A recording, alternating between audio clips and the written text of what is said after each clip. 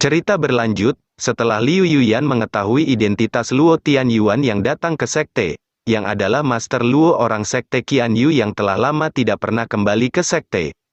Sementara itu, beberapa saat kemudian, di sekte Gerbang Sembilan Surgawi. Setelah medan perang Tianyuan berakhir, dengan berkah dari roh pohon Tianyuan, kekuatan para murid sekte Gerbang Sembilan Surgawi meningkat pesat. Sedangkan 5 kekuatan besar harus menandatangani perjanjian dengan sekte Gerbang Sembilan Surgawi untuk menukar sumber daya kultivasi mereka dengan cabang Tianyuan setiap tahun. Mereka bertiga yang mengancam Gu Xuanchen di medan perang Tianyuan, sekarang mereka ibarat hanya mendapatkan sebuah kotoran dari sekte Gerbang Sembilan Surgawi. Karena setelah pertempuran saat itu, sekte Gerbang Sembilan Surgawi menjadi terkenal dan menjadi kekuatan terbesar ke-6 di domain suci. Pencapaian kali ini membuat para murid sekte menjadi sangat gembira. Dan beberapa saat kemudian, setelah kelima kekuatan besar menandatangani perjanjian, Chen Botao dan para anggotanya menghampiri Gu Xuanchen di ruang belajar sekte Gerbang Sembilan Surgawi. Dengan sopan, Chen Botao mengucapkan selamat kepada Gu Xuanchen, selamat kepada Master Sekte Gu. Kekuatan sekte Gerbang Sembilan Surgawi saat ini cukup untuk menjadi kekuatan terbesar ke-6. Sangat mengagumkan bahwa pemimpin sekte Gu dapat mencapai hasil seperti itu dalam waktu kurang dari setengah tahun setelah mengambil alih kepemimpinan sekte ini. Sambil meminum secangkir teh, Gu Xuanchen menanggapi, karena Master Sekte Chen telah datang jauh-jauh ke sini untuk beberapa alasan yang tidak diketahui. Jika kalian memiliki waktu luang, sebaiknya kalian tinggal di sini selama beberapa hari. Menerima tawaran Gu Xuanchen untuk tinggal beberapa hari di sana, dengan sopan Chen Botao menolaknya, dia mengatakan, "Tidak perlu, aku hanya akan tinggal sebentar. Alasan aku datang ke sini hari ini, aku ingin mengundang Master Sekte Gu untuk pergi ke Tianqi bersama dalam 7 hari nanti. Jadi untuk alasan ini, aku juga harus kembali ke sekte untuk bersiap." Mendengar alasan Chen Botao datang menemuinya adalah untuk mengundangnya pergi ke Tianqi, Gu Xuanchen bertanya, "Tianqi, tempat apa itu?" Chen Botao menangkupkan kedua tangannya, dan mulai menjelaskan, Master Sekte Gu mungkin tidak tahu. Menurut legenda, Tianqi terbentuk ketika langit dan bumi pertama kali diciptakan. Sejarah tempat ini lebih panjang dari sejarah manusia, dan tempat ini mengandung harta karun yang tak terhitung jumlahnya. Akan tetapi, tempat ini telah diselimuti oleh batasan yang kuat sepanjang tahun, dan semua prajurit yang masuk akan mengalami penindasan basis kultivasi. Selain itu, ada bahaya di dalam, dan penyusup yang masuk seringkali jarang terjadi. Setelah beberapa generasi melakukan upaya tanpa henti, umat manusia akhirnya menemukan waktu yang tepat untuk masuk ke dalamnya. Yaitu setiap 3000 tahun, kekuatan pembatas Tianqi akan melemah, yang merupakan waktu terbaik untuk masuk. Setelah menjelaskan semua itu, Chen Botao membuat sebuah alasan. Kali ini Tianqi dibuka lebih awal karena suatu alasan, setelah melakukan diskusi dengan 4 kekuatan lainnya, aku merasa mungkin ada yang tidak beres di dalam tempat ini. Jadi aku berencana untuk masuk dan menyelidiki tempat ini terlebih dahulu sebelum mengumumkan berita pembukaannya ke publik. Dengan alasan itu, Chen Botao mengundang Gu Xuanchen untuk pergi memasuki Tianqi terlebih dahulu bersama 5 kekuatan besar. Langkah ini dapat dianggap sebagai menghilangkan bahaya tersembunyi di domain rahasia ini, yang dapat bermanfaat bagi faksi kecil dan menengah. Ini sebenarnya merupakan sebuah perbuatan baik, jadi aku pikir karena Master Sekte Gu memiliki hati yang baik pasti tidak akan menolak, oleh karena itu, aku datang kemari untuk mengundangmu. Setelah mendengar semua penjelasannya itu, Gu Xuanchen langsung menerima undangannya. Baiklah, kalau begitu sampai jumpa 7 hari lagi. Berpikir Gu Xuanchen sudah masuk ke dalam perangkapnya, dengan ekspresi licik, Chen Botao mengatakan, maka pertama-tama aku ucapkan terima kasih kepada Master Sekte Gu untuk semua ini. Beberapa saat kemudian, setelah kelompok Chen Botao pergi dari sana, Penatua Yun San datang menemui Gu Xuanchen. Sesampainya di hadapan Gu Xuanchen, Tetua Yun San langsung memberikan surat rahasia yang dia dapatkan, Master Sekte, aku menerima sebuah surat rahasia untukmu di sini. Gu Xuanchen menerima surat itu, dan di sampul surat itu terdapat identitas sang pengirim, yang bertuliskan, aku penjaga Raja Suci, secara pribadi mengundang Gu Xuanchen untuk datang kemari. Membaca identitas sang pengirim yang tertulis di sampul surat itu, membuat Gu Xuanchen bertanya-tanya, penjaga Raja Suci, apa itu? Dalam hatinya, Raja Suci telah menghilang selama bertahun-tahun, dan ibuku juga tidak pernah menyebutkan bahwa masih ada silsilah penjaga Raja Suci. Sebenarnya apa yang sedang terjadi? Tanpa pikir panjang, Gu Xuanchen berniat membuka surat yang dia dapat. Akan tetapi, baru sedikit dia membukanya, muncul sebuah fluktuasi energi dari dalam surat itu. Menyadari fluktuasi energi yang muncul dari dalam surat yang dia pedang, sontak membuat Gu Xuanchen terkejut. Ini. Tak lama, fluktuasi energi dari dalam surat itu, membentuk sebuah arai teleportasi di hadapan Gu Xuanchen. Dan terdapat juga sebuah pesan yang tertulis di depan arai teleportasi itu, yang bertuliskan, ada bahaya di tempat rahasia tersebut. Melihat arai yang keluar dari dalam surat yang dia dapat, Gu Xuanchen bergumam, ini, arai teleportasi titik tetap? Karena penasaran dengan peringatan yang tertulis di depan arai teleportasi itu, Gu Xuanchen bergegas berniat pergi memasuki arai teleportasi tersebut. Aku ingin tahu monster macam apa yang ada di sana. Dan dia juga berpesan kepada Tetua Yun San, jika ada sesuatu yang terjadi pada sekte, kirimkan saja sebuah pesan padaku. Melihat Gu Xuanchen melompat ke dalam arai teleportasi itu, Tetua Yun San berteriak mencoba menghentikannya, Master Sekte, tunggu. Akan tetapi, Gu Xuanchen sudah pergi memasuki arai teleportasi itu dan menghilang meninggalkannya di sana, dengan masih menatap ke arah Gu Xuanchen menghilang. Dia bertanya, kau akan pergi kemana? Scene berpindah, beberapa saat kemudian, di kediaman klan Yan, terlihat, Gu Xuanchen yang baru keluar dari arai teleportasi titik tetap di sana. Gu Xuanchen berbalik melirik tempat di belakangnya, oh, ini dia tempatnya. Terlihat di belakang terdapat sebuah papan nama di atas gerbang di sana, Gu Xuanchen membaca papan nama itu, keluarga Yan. Tak lama, dari dalam gerbang, keluar dua anak kecil yang menyambut kedatangannya, Master Sekte Gu, kami telah cukup lama menunggu kedatanganmu. Sekarang mari ikuti kami menemui Patriark Klan. Gu Xuanchen hanya melihat ke arah mereka tanpa mengucapkan sepatah kata pun, dan tanpa banyak tanya, dia berjalan mengikuti kedua anak itu pergi memasuki kediaman klan Yan. Akan tetapi, Gu Xuanchen secara tiba-tiba tertegun, menyadari ada perubahan yang terjadi di dalam kediaman di depannya. Dan benar saja, tak berselang lama, secara tiba-tiba, dari dalam kediaman di depan, terjadi sebuah ledakan. Melihat ledakan yang muncul dari dalam kediaman itu, Gu Xuanchen berpikir, ini, seseorang sedang melakukan pemurnian pil? Kedua anak kecil yang mengantarnya sontak saling peluk, sambil berteriak panik melihat ledakan dari ruang alkemis itu, oh tidak, Master Qin meledakkan tungku lagi. Dan tak berselang lama, dari dalam ruangan yang meledak itu terlihat seseorang yang berjalan keluar sambil terbatuk-batuk, dia adalah, alkemis Qin Jiang. Melihat orang yang berjalan keluar dari dalam ruangan, gadis kecil itu bergegas menanyakan kondisinya, Master Qin, apakah kamu baik-baik saja? Qin Jiang meraih bahu gadis kecil itu, sambil menggoyang-goyangkan tubuh gadis kecil itu, dia bertanya, bagaimana dengan barang yang kuminta? Apakah orang-orang yang aku kirim sudah kembali? Apakah mereka menemukan bunga purple segar? Melihat tubuh temannya digoyang-goyangkan seperti itu, pria kecil di belakang berusaha meminta Qin Jiang untuk menghentikannya. Master Qin lepaskan Xiao Hong terlebih dulu. Dengan tubuh yang masih digoyang-goyangkan, gadis kecil itu, yang diketahui bernama Xiao Hong menjawab, itu, Xiao Hong tidak tahu. Sementara Qin Jiang yang masih sibuk menginginkan bunga purple segar, Gu Xuanchen berjalan maju menuju kepulan asap tempat pemurnian yang meledak. Gu Xuanchen berdiri di hadapan tungku alkemis di sana, yang masih terdapat api yang membara di bawahnya. Melihat orang-orang yang dia kirim untuk mencari bunga purple, masih belum kunjung kembali membawa bunga purple segar, Qin Jiang hanya bisa menghela nafas pasrah. Jika sampai tidak ada bunga purple segar yang dikirimkan kemari, Patriark Klan Yan mungkin saja akan. Akan tetapi, secara tiba-tiba, sambil menghapus debu sisa-sisa bahan obat yang terdapat di tungku alkemis, Gu Xuanchen bertanya, pil jenis apa yang sedang kamu ingin buat? Mendengar pertanyaan itu, Qin Jiang menoleh ke arah Gu Xuanchen sambil bertanya, siapa orang ini? Pria kecil di samping bergegas memberitahu, dia adalah seorang tamu terhormat yang diundang oleh Patriark Klan.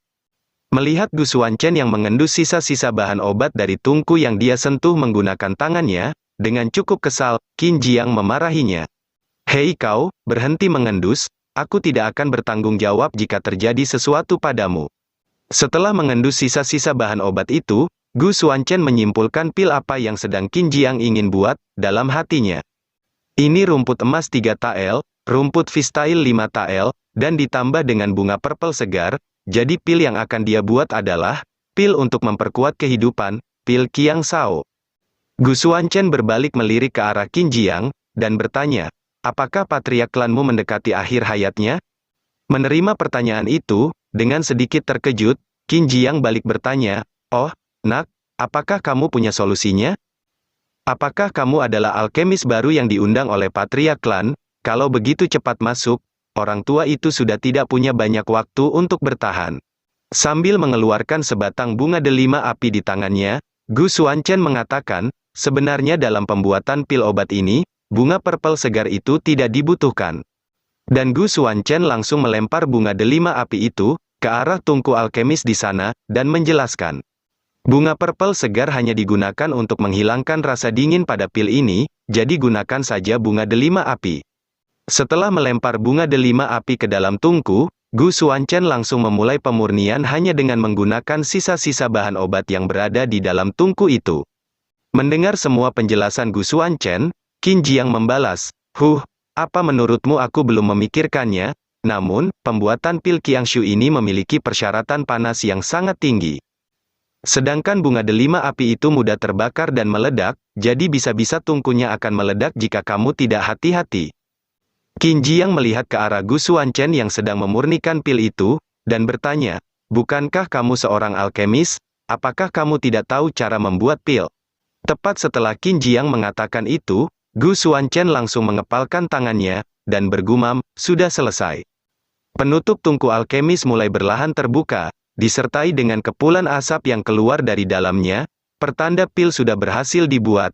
Menyaksikan itu, sontak membuat Qin Jiang terkejut, apa?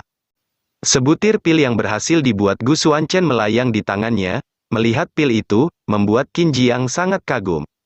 Hanya menggunakan sisa-sisa bahan obat dan sebuah tungku rusak dia berhasil membuat pilnya? Tak ingin membuang-buang waktu lagi, Gu Xuanchen berniat pergi menemui patriark klan yang sakit, karena belum terlambat, ayo segera sajikan pil itu kepada patriark klan. Qin Jiang di belakang bergegas mengikutinya, oh, aku datang. Beberapa saat kemudian, mereka berdua telah sampai di sebuah ruangan kediaman patriark klan Yan. Terlihat di sana terdapat seorang pria yang terbaring di bawah selimut, dengan wajah pucat, sambil terbatuk-batuk. Melihat kondisi orang itu, Gu Xuanchen berpikir, meski orang ini terlihat pucat, juga nafasnya yang terengah-engah, tapi dia masih mempunyai sisa tenaga, sepertinya, hidupnya belum akan berakhir. Qin Jiang bergegas berniat memberikan pil Qiang Shou pada patriark klan yang terbaring sakit itu, patriark, pil memperkuat kehidupan sudah ada di sini. Akan tetapi, Gu Xuanchen menghentikannya, tunggu sebentar. Setelah menghentikannya, Gu Xuanchen bergegas berjalan maju menghampiri patriark klan yang terbaring itu, Qin Jiang di samping hanya terdiam menatapnya. Dan sesampainya dia di dekat patriark klan Yan, Gu Xuanchen mulai memeriksa denyut nadi patriark klan Yan. Qin Jiang bergegas menghampirinya, karena dia penasaran dengan apa yang sedang dilakukan Gu Xuanchen, dia bertanya, hei, Master, apa yang sedang kamu lihat? Setelah memeriksa denyut nadi patriark klan Yan, Gu Xuanchen menyimpulkan, dalam hatinya. Ini bukanlah penyakit biasa, tapi ini adalah teknik kultivasi yang telah mencapai batas ekstrimnya dan tidak dapat diterobos, serta ditekan oleh jalan surga. Sepertinya orang ini benar-benar ada hubungannya dengan Raja Suci, kalau begitu akan ku selamatkan hidupnya. Gu Xuanchen mulai mengeluarkan energi iblis di tangannya, untuk dia gunakan menyembuhkan patriark klan Yan itu. Dan dia mulai memasukkan energi iblis miliknya ke dalam tubuh patriark klan Yan, hingga membuat patriark klan Yan mengerang kesakitan. Melihat energi iblis yang Gu Xuanchen keluarkan, Qin Jiang sontak terkejut panik, energi iblis, apakah kau adalah seorang iblis? Apa yang sedang ingin kau lakukan kepada patriark klan Yan? Dengan cepat, Qin Jiang berteriak memanggil para penjaga, hei, para penjaga segera datang. ada seseorang dari klan iblis yang menerobos masuk di sini. Mendengar teriakannya, para penjaga klan Yan bergegas menerobos memasuki ruangan. Ini energi iblis, ada mata-mata dari klan iblis yang ingin membunuh patriark klan, segera lindungi patriark klan. Mereka semua serempak menyerang ke arah Gu Xuanchen yang sedang mengalirkan energi iblis kepada tubuh patriark klan Yan itu. Sambil terus menyalurkan energi iblisnya, dengan santai, Gu Xuanchen memperingati mereka, jika kalian tidak ingin tuan kalian mati, sebaiknya kalian diam saja. Akan tetapi, karena peringatannya tidak dipedulikan, Gu Xuanchen langsung meledakkan energi iblis di tubuhnya, hingga membuat para penjaga klan Yan terpental ke belakang. Semua penjaga klan Yan yang menyerang Gu Xuanchen, terlempar jatuh di sana, akibat ledakan energi iblis yang Gu Xuanchen keluarkan. Tak berselang lama, setelah beberapa saat Gu Xuanchen menyalurkan beberapa energi iblis ke dalam tubuh patriark klan Yan, patriark klan Yan itu seketika terbatuk mengeluarkan seteguk darah. Melihat patriark klan Yan yang batuk darah, dengan cemas, Qin Jiang bergegas menghampirinya. Tuan Yan, apa kau baik-baik saja? Qin Jiang langsung memeriksa denyut nadi patriark klan Yan. Melihat Qin Jiang yang begitu khawatir, Gu Xuanchen menenangkannya, jangan khawatir, dia baik-baik saja sekarang. Dan benar saja, tak berselang lama, patriark klan Yan mulai berlahan membuka matanya, dengan wajah sedikit pucat, patriark klan Yan bergumam, ini, aku masih hidup. Setelah memeriksa kondisi patriark klan Yan, melalui denyut nadinya, Qin Jiang memberitahu, denyut nadinya stabil dan kuat, Tuan Yan, sekarang kamu bisa hidup ribuan tahun tanpa perlu pil panjang umur. Namun, pandangan patriark klan Yan teralihkan pada sosok pemuda yang tidak lain adalah Gu Xuanchen. Kamu adalah. Menyadari bahwa Gu Xuanchen adalah putra dari Raja Suci, patriark klan Yan sontak terkejut. Dengan cepat, patriark klan Yan bangkit dari tempat tidurnya dan bergegas berlutut memberi penghormatan pada Gu Xuanchen, temui sang putra suci. Melihat patriark klan Yan yang berlutut memanggil Gu Xuanchen sebagai putra suci, para penjaga klan Yan sontak terkejut dibuatnya, putra suci. Tak ingin banyak basa-basi, Gu Xuanchen langsung bertanya ke intinya, apakah kamu yang mengirim surat kepadaku, yang memberitahu kalau domain Tianqi itu berbahaya? Sambil mempersilahkan Gu Xuanchen untuk mengikutinya terlebih dahulu, patriark klan Yan menjawab, ya, aku yang mengirim surat itu, nak, ikutlah denganku untuk berbicara.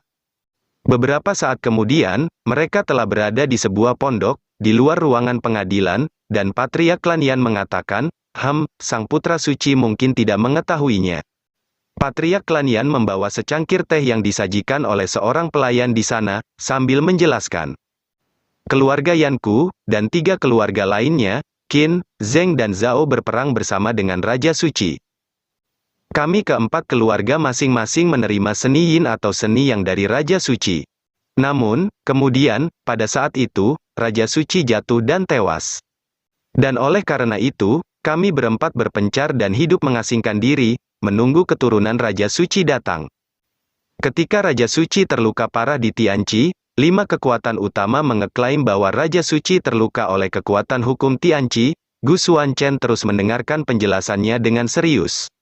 Tapi, faktanya, Raja Suci diserang oleh ke-5 kekuatan utama itu, pada saat di domain Tianqi. Setelah itu, Raja Suci terluka parah dan sulit diobati, dan Dewa Iblis juga sekarat setelah mengirim putra ke-9-nya ke dunia bawah. Oleh karena itu, Raja Suci hanya bisa membakar sisa hidupnya untuk menyelamatkan nyawa istrinya. Setelah mendengar semua penjelasannya itu, dengan ekspresi suram, Gu Xuanchen menanggapi. Oh, jadi, dengan mereka mengundangku ke Tianqi, apakah mereka ingin memperlakukanku seperti saat mereka memperlakukan Raja Suci saat itu? Patriark klan Yan menjawab, ya, orang tua ini berspekulasi seperti itu. Setelah mengetahui semua itu, bukannya mengurungkan niatnya untuk pergi ke Tianqi, Gu Xuanchen justru tersenyum, sambil bergumam, baiklah. Dan dia langsung beranjak berdiri, tanpa rasa takut, Gu Xuanchen mengatakan, kalau begitu, sekarang aku akan pergi ke Tianqi untuk bertemu orang-orang ini dan melihat trik apa yang mereka miliki. Melihat Gu Xuanchen masih tetap ingin pergi ke Tianqi, padahal dia sudah tahu itu adalah jebakan untuknya, patriark klan Yan memperingatinya, putra suci, berpikirlah 2 kali. Namun, Gu Xuanchen sama sekali tak mempedulikan peringatannya, Dia langsung berbalik berniat pergi menuju Tianqi. Tak membiarkan dia pergi begitu saja, Patriark klan Yan meminta dia untuk membawa para penjaga elit keluarganya jika dia masih bersikukuh untuk pergi ke Tianqi.